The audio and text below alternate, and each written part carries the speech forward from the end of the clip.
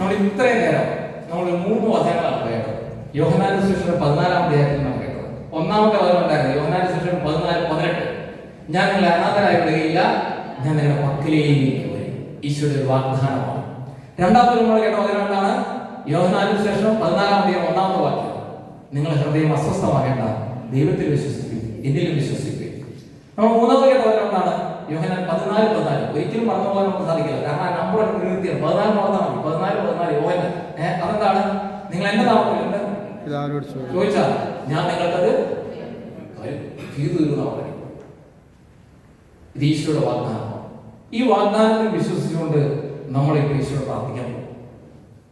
ഈശോ പ്രാർത്ഥിക്കാൻ പോകും. കരങ്ങൾ പിടിക്കാം. അച്ഛൻ ചൊല്ലി തരുന്ന പ്രാർത്ഥന നിങ്ങൾ ഏറ്റുചൊല്ലും. ഹല്ലേലൂയ. യേശുവേ നന്ദി, യേശുവേ ആരാധന, യേശുവേ മഹത്വം. സ്നേഹപിതാവേ, സർവശക്തനായ ദൈവമേ, നിന്നെ ഞങ്ങൾ സ്തുതിക്കുന്നു, നിന്നെ ഞങ്ങൾ ആരാധിക്കുന്നു, നിന്നെ ഞങ്ങൾ മഹത്വപ്പെടുത്തുന്നു. നീ മാത്രമാണ് ഏക ദൈവം. നിന്നെ ഞങ്ങൾ വിശ്വസിക്കുന്നു, നിന്നെ ഞങ്ങൾ വിശ്വസിക്കുന്നു. യേശുവേ, വചനത്തിലൂടെ നീ ഞങ്ങളോട് വാഗ്ദാനം അറിയിക്കുന്നുണ്ടല്ലോ. ഞാൻ നിങ്ങളെ അനാഥരായി വിടുകയില്ല, ഞാൻ നിങ്ങളുടെ പക്കലേക്ക് വരും.